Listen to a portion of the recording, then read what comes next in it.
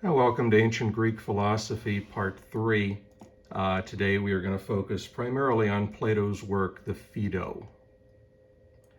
The Phaedo begins, of course, you recall in the Apology, Socrates was placed on trial, and he was ultimately found guilty of corrupting the youth of Athens. He was found guilty of inventing new gods, and as a result, he was sentenced to death. He awaited in the cell for 3 days during the Phaedo, and now we come to the Phaedo. When the Phaedo opens, Socrates is actually already dead, but one of his friends who is not able to be there with him in those final moments is inquiring of another friend, what did Socrates discuss?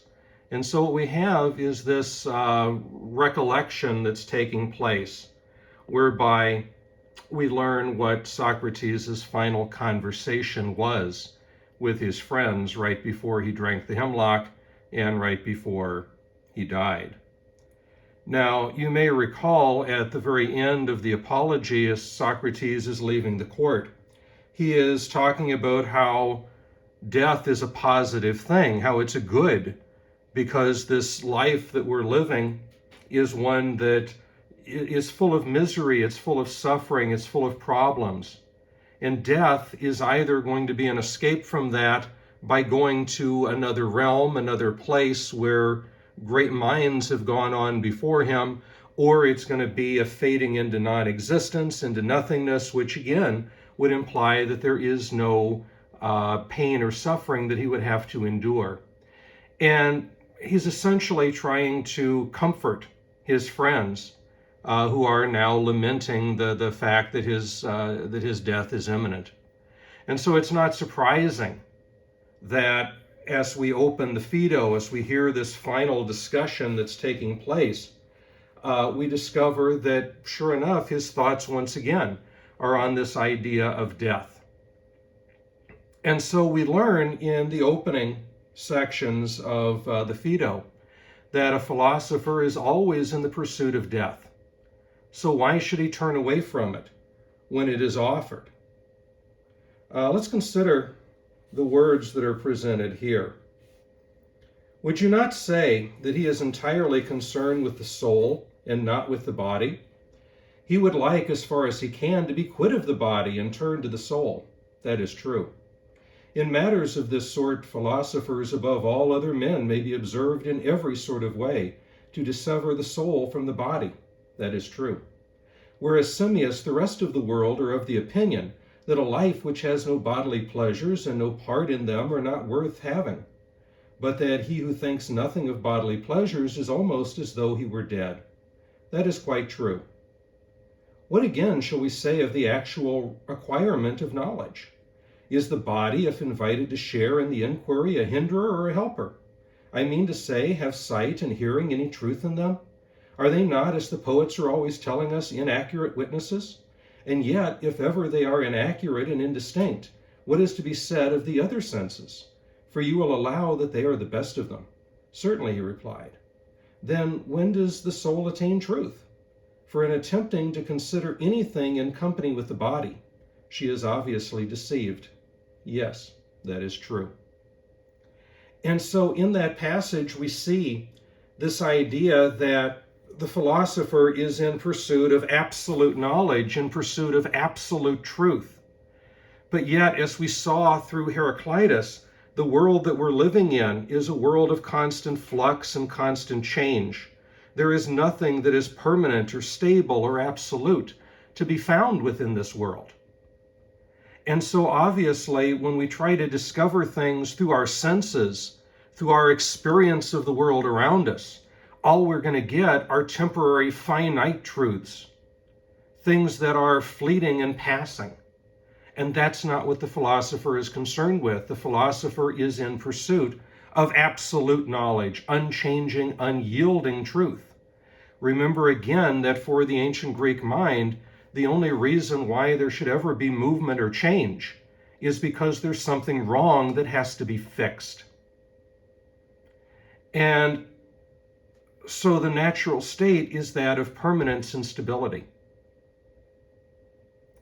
So in reality, we find that the philosopher is really always seeking that opportunity whereby the soul can be separated from the body, so that it's no longer hindered by the material condition, and that it's able instead to be able to gain its true understanding of the world, the true understanding of what is, through that transition, to what lies beyond, to that unchanging realm.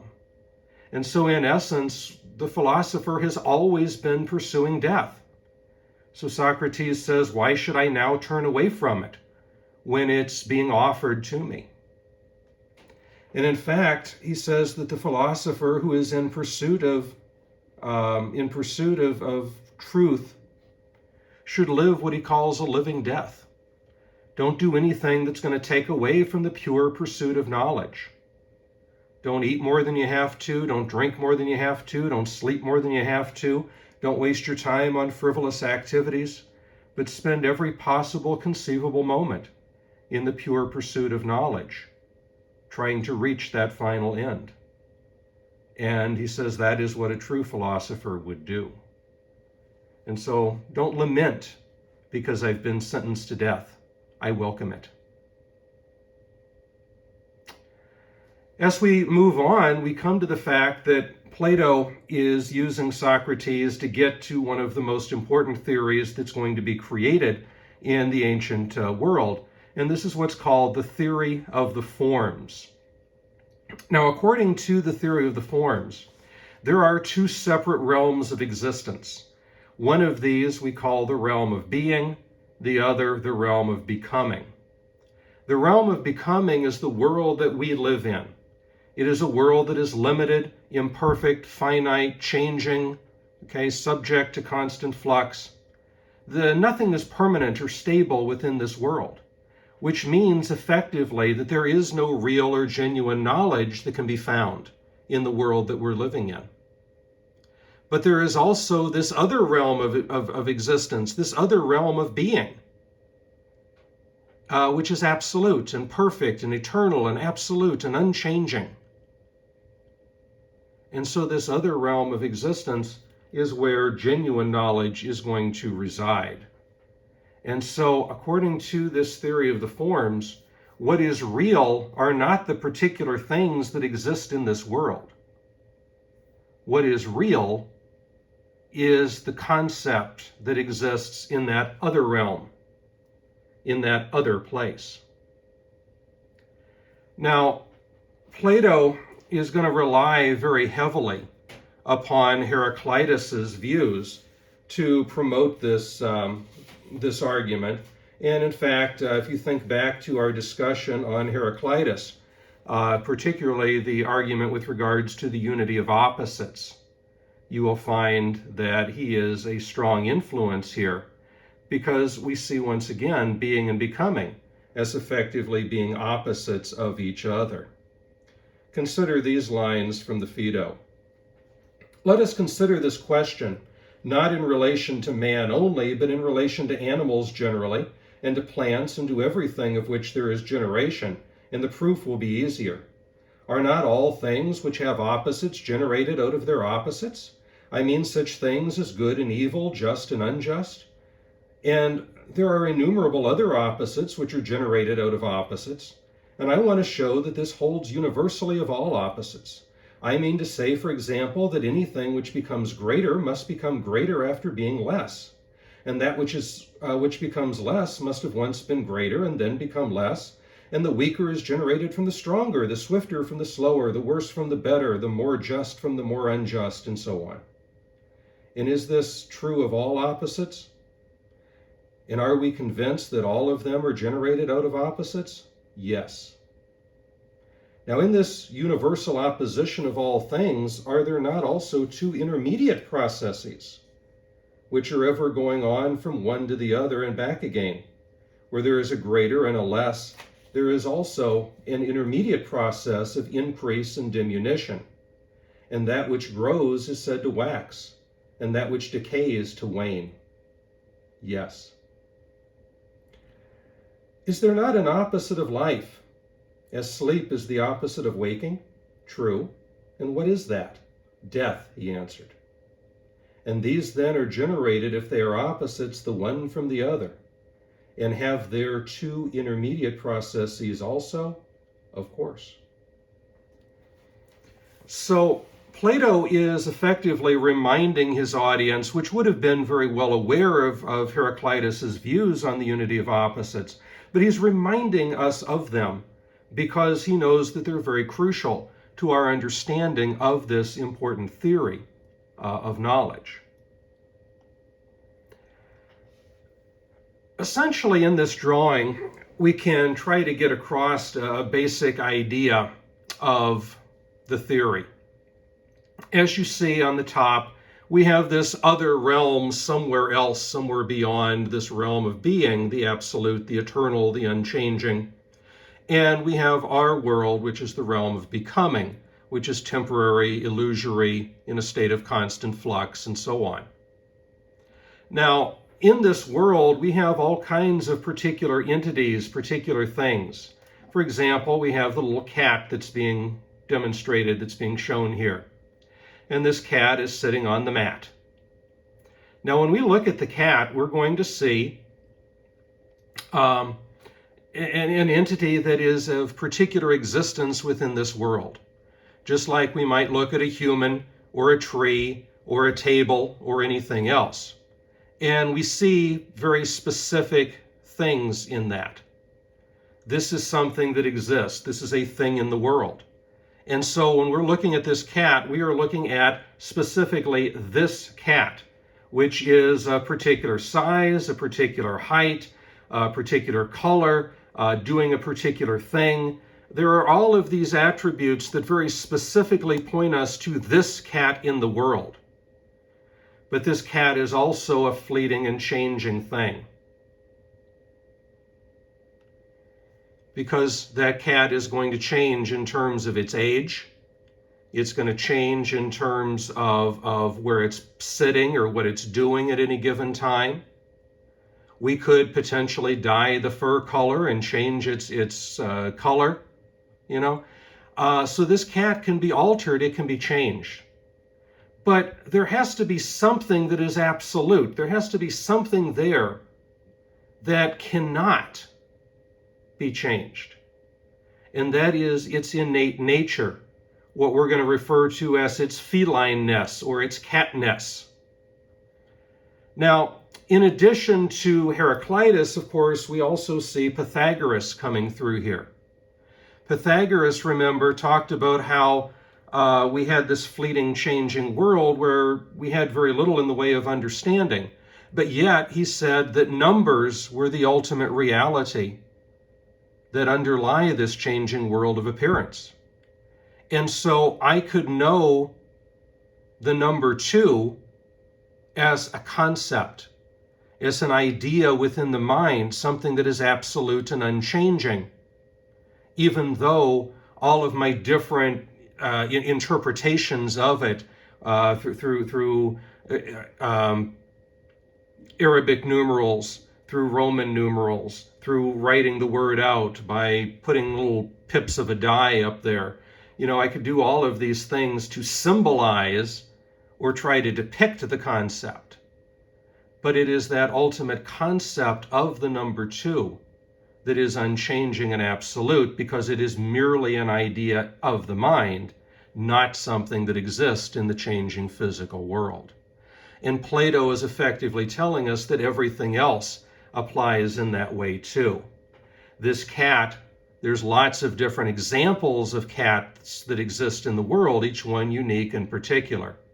But that absolute unchanging concept of what it is to be a cat is the reality.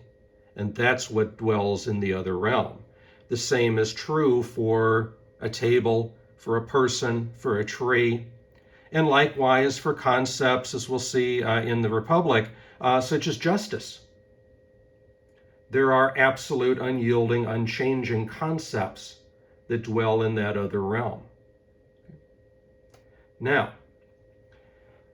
Plato has laid out this basic idea, which again is taken largely from Heraclitus and Pythagoras. But he has to justify it in a sense. And so he's using this unity of opposites as a way of justifying this idea. Because, first of all, what did Heraclitus say? He says opposites become opposites. And so, as we were talking about in that passage I read, we can watch as life becomes death. And if it happens in one direction, it must also happen in the other. Hence, death must produce life. They are opposites of each other. Are there not also, as he says, those intervening stages? Just as going from day to night, you have dusk. Just from going night to day, you have dawn. There must be these other intermediate factors. And so going from life to death, we have the process of dying. And going from death to life, we have the process of birthing, or of coming into being, coming to exist. And so we have that continuous cycle. But that would imply that there has to be something that is there, just as Heraclitus might recognize that the changing from day to night and so on is part of the cycle of the movement of the heavenly bodies. There has to be something that underlies this transformation or this change. And so for Plato, it is the human soul. That soul is present in the realm of being before we're brought into this world. We are brought into this world, we live here, and it is there within us. And when we leave this temporary physical body, the soul goes on back to that realm of being. And so in a process of reincarnation, we are continually flowing on and on and on. Very Eastern in that respect. The primary difference, of course, is that in the Eastern philosophies, the basic drive or desire is to escape from that cycle. For Plato, the cycle is ongoing. It is forever. So to help us understand this, let's imagine that this realm of being is a giant collective soul. As such, it possesses all of the knowledge that exists of everything. There is nothing new that can be brought to it. It knows all because it possesses all of the forms. Now, when a person is born into this world, part of that collective soul is going to break off and enter into that person when they're born in this world. You may think, well, that's wonderful, because wouldn't that imply that we have absolute knowledge of all things? Well, no. Because the trauma of going from the eternal to the temporal is so great that we forget this knowledge that we possessed. And so in this world, we begin trying to regain that knowledge. I mean, we're born without the ability to speak. We don't really know anything. We have to redevelop it in a sense. But it was there. It was present when we existed in that collective soul, in that realm of being. It was there. But we forgot it in the process of coming into this world. And so the philosopher is the one who is going to work to the exclusion of everything else to try to find a way to get back to that level of knowledge and understanding, knowing, of course, that until we escape from the material condition, we're not going to be able to have absolute knowledge, but we want to get as close as we possibly can. And so we do that by and large by looking at the world around us and then trying to jog our memory. This is a concept that he calls the Doctrine of Recollection, which I'm going to talk about in just a moment. But in essence, this is the process really that's taking place. We are born from that collective soul. We enter, that bit of soul enters into our physical form as we go through our life here. When we die, that bit of soul escapes and goes back into the realm of being, where once again it possesses absolute knowledge of all things. Unchanging, unfleeting, absolute. And so knowledge is to be found in that other realm. Okay? But notice again, the influence of Heraclitus and Pythagoras with regards to this whole theory. There is always that transition that's taking place from the one to the other. And it's an ongoing process. Now, of course, the difficulty behind this for a lot of people is the fact that it does kind of make life a bit meaningless, because we're born in this world, we forget that knowledge, that wisdom. If we spend all of our life in the pursuit of that knowledge, then when we die, we go back to the realm of being where we possess absolute knowledge. If, on the other hand, we are born into this world and we fully embrace the material condition and don't worry the least little bit about finding the truth, when we die, our soul goes back into the realm of being where it possesses absolute knowledge. And of course, because the realm of being has absolute knowledge of all things, there's nothing new that you can learn in the realm of becoming to bring back to enrich it. And so does it really matter what you do in the material world? Plato does have an answer for this, which we're going to look at when we get into the Republic. But it does produce a major concern, a major problem for a lot of people. But let's go ahead and look at this doctrine of recollection. Again, from the book, it says, "And yet, what is the feeling of lovers when they recognize a lyre, or a garment, or anything else which the beloved has been in the habit of using? Do not they, from knowing the lyre, form in the mind's eye an image of the youth to whom the lyre belongs? And this is recollection. And in the same way, anyone who sees Simmias may remember Cebes, and there are endless other things of the same nature." It's worth noting that Simmias and Cebes were twins, and so seeing one could jog the memory of the other. But the basic idea we get from this is that, first of all, as we saw in the last screen, the realm of being holds absolute knowledge of all things. There is no real truth in the world that we're living in. Our soul existed in that realm of being prior to being born into this one. We forgot because of the trauma of going from the eternal to the temporal. We lost that knowledge, we forgot it. But it's not that it was completely lost. It's still there, but it's sort of like it's something that's been shoved into the back closet of our mind. And we don't really know that it's there. It's sort of lost, it's sort of forgotten. But yet, if we went rummaging around in that closet, we'd be able to find it. And so our soul still has access to this knowledge that was there in the earlier realm.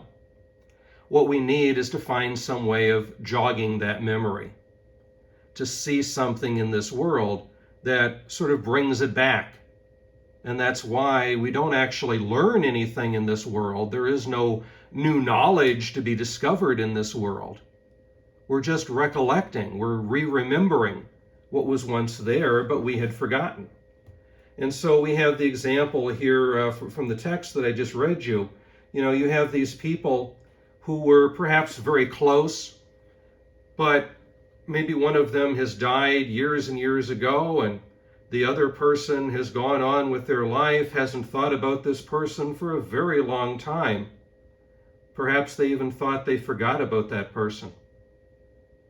But now all of a sudden, they see this piece of clothing that the person used to wear, or this musical instrument that the person used to play. And now all of these memories start flooding back, making us remember that person. And it's sort of as if they're right there in front of our eyes through that moment.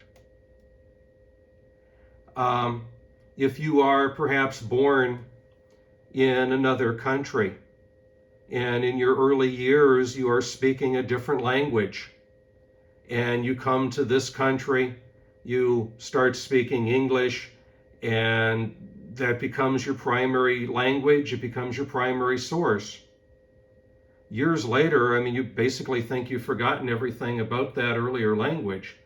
But if you began the process of studying that language, you would find that it's probably much easier for you to learn it than it is someone who is starting fresh, because it was already there in the back of your mind. You just had to revive it. You had to wake it up. And that's the way that we gain knowledge. When I look out into the world and I see a cat or a table or a human or whatever, it's going to jog my memory of that ideal form, and that's going to give me an understanding of that thing. The same is true when we talk about concepts such as justice. I can see an example of justice in this world, but it's not the pure concept or the pure idea, but seeing it in play is going to jog my memory to bring back that understanding. And so this is the way that the process of knowledge works in Plato. We're not learning anything in this world. There's nothing new that we can discover, because everything that is already known in that other realm. And in fact, in that other realm, there are things that perhaps don't exist in this world, or don't exist anymore, or don't exist yet. But yet, even that knowledge is known in that other realm. That is the absolute. And so that absolute is, again, the opposite of the world that we're living in, this world of finite things and ideas.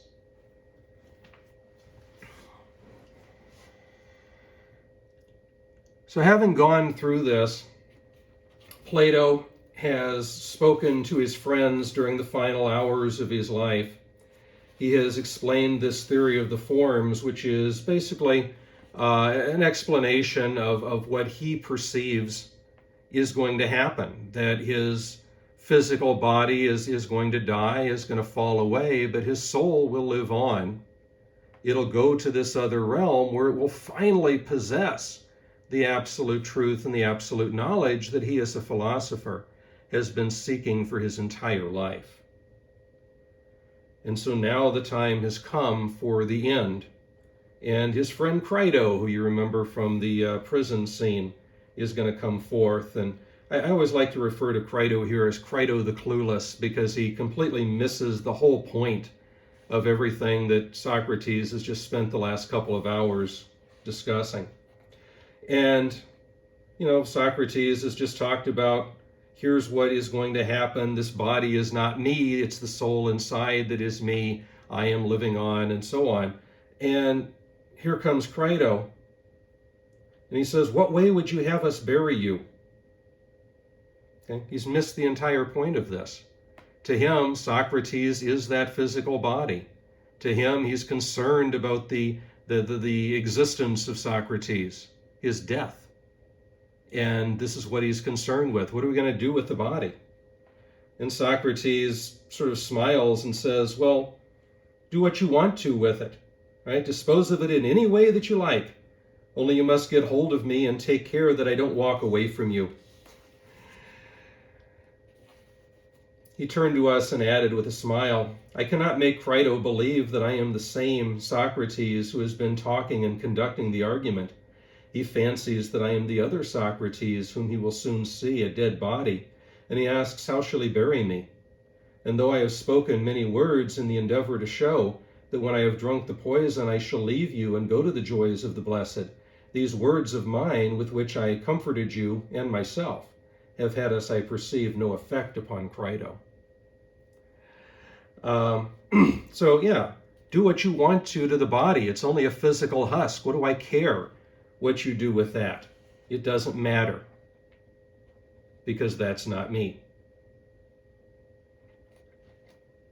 Phaedo, when he heard this, made a sign to the servant, and the servant went in and remained for some time, and then returned with the jailer carrying the cup of poison. Socrates said, you, my good friend, who are experienced in these matters, shall give me direction how I am to proceed. The man answered, you have only to walk about until your legs are heavy, and then to lie down, and the poison will act. At the same time, he handed the cup to Socrates, who in the easiest and gentlest manner, without the least fear or change of color or feature, looking at the man with all of his eyes, Acrates, as his manner was, took the cup and said, What do you say about making a libation of this cup to any god? May I or not?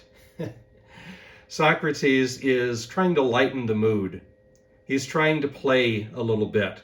Again, Socrates is welcoming death. He's ready for it.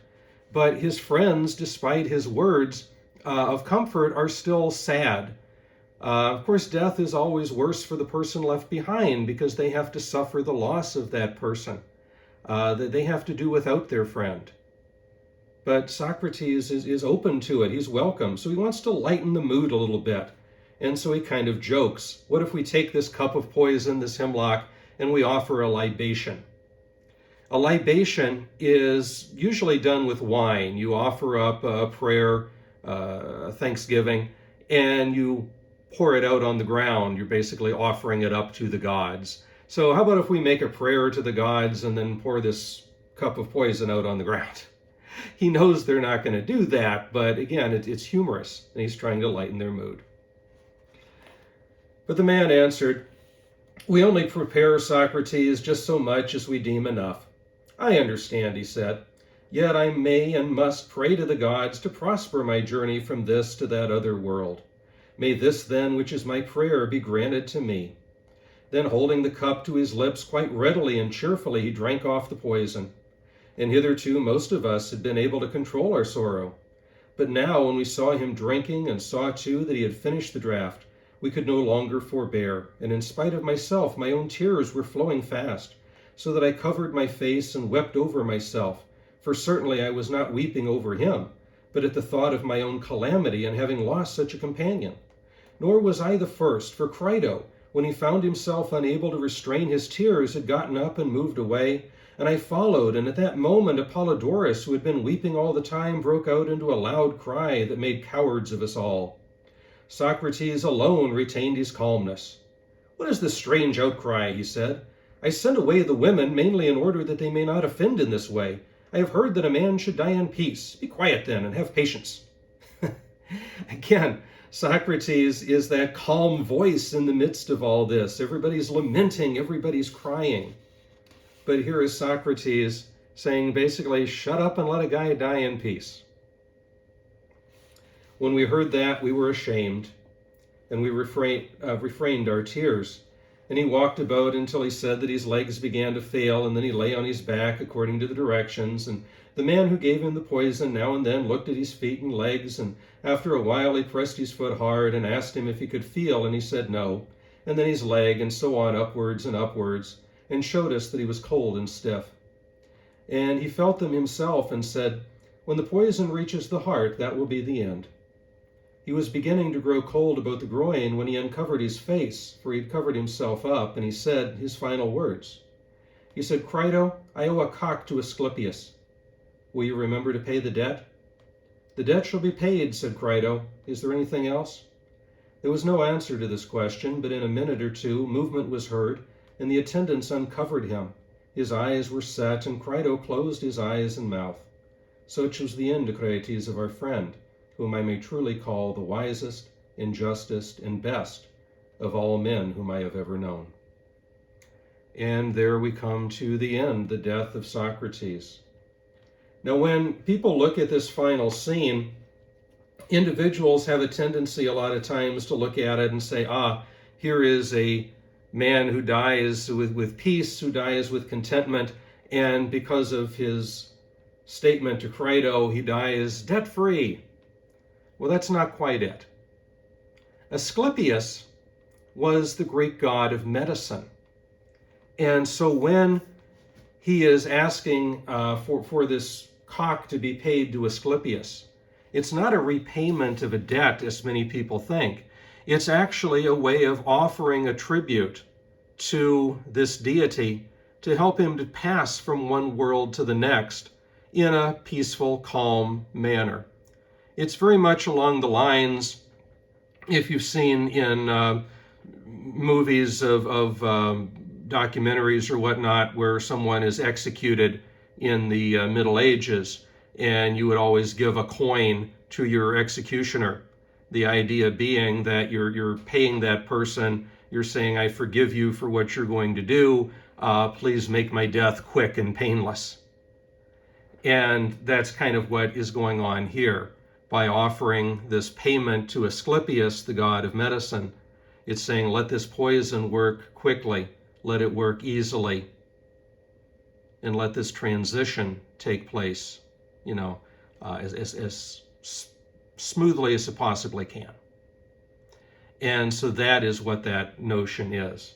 But in essence, we do see here at this point, here's this nice little tribute at the end to Socrates, right? The individual that was the wisest, the justest, and the best of all people that he has ever known.